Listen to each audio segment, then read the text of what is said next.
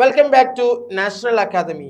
NIOS SSLCയിൽ ഇംഗ്ലീഷിലെ രണ്ടാമത്തെ അധ്യായമാണ് how the squirrel got his stripes എന്നുള്ള അധ്യായം.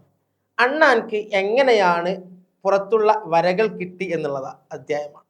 നമ്മൾ ഒരുപാട് കഥകളും കവിതകളൊക്കെ ചെറുപ്പം മുതൽക്കേ കേട്ട് പഠിച്ചു വരുന്ന വിദ്യാർത്ഥികളാണ് അല്ലേ?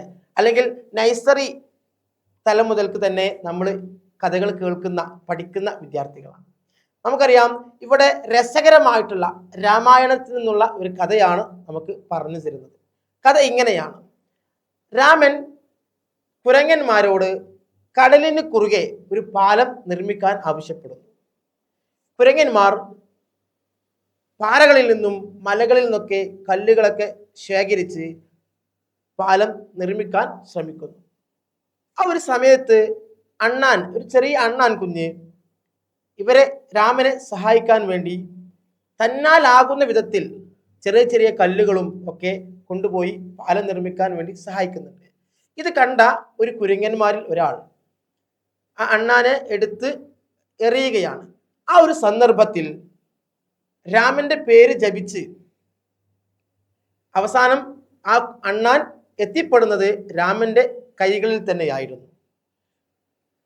അപ്പോൾ കാര്യങ്ങളെല്ലാം അണ്ണാൻ രാമൻക്ക് പറഞ്ഞു കൊടുക്കുകയും രാമൻ ആ കുരങ്ങനെ വിളിച്ച് ഒരിക്കലും തന്നേക്കാൾ പൊക്കത്തിലും ശക്തിയിലുമുള്ള ആളുകളെ ഒരിക്കലും ആക്രമിക്കാൻ പാടില്ല എന്നും, ശക്തി കൊണ്ടല്ല ഒരാളും വിജയിക്കുന്നത് മനസ്സിലെ ഹൃദയത്തിലെ സ്നേഹം കൊണ്ടാണെന്നും ആ കുരങ്ങനെ പറഞ്ഞ് മനസ്സിലാക്കുന്നു.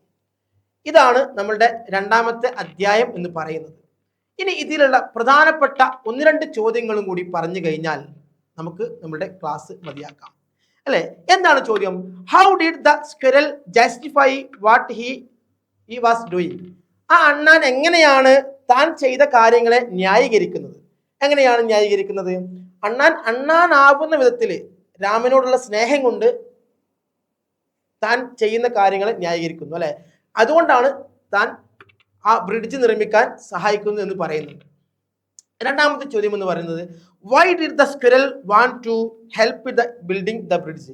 എങ്ങനെയാണ് അണ്ണാൻ ആ പാലം നിർമ്മിക്കാൻ സഹായിക്കുന്നത്? തന്നെ കൊണ്ടാകുന്ന വിധത്തിൽ കല്ലുകളൊക്കെ ശേഖരിച്ച് സഹായിക്കുന്നു.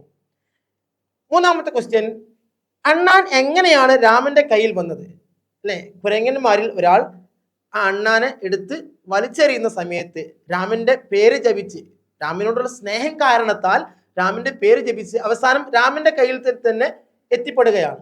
അങ്ങനെയാണ് രാമൻ കുരങ്ങനെ ഉപദേശിക്കുന്നത്. ഓക്കെ, ഇത്രയും കാര്യങ്ങളാണ് നമുക്ക് ഈ ഒരു അധ്യായത്തിൽ വളരെ സിമ്പിൾ ആയിട്ട് പഠിക്കാനായിട്ടുള്ള രണ്ടാമത്തെ അധ്യായം എന്ന് പറയുന്നത്. എങ്ങനെയാണ് അണ്ണാന്മാർക്ക് പുറത്തുള്ള വരകൾ കിട്ടി?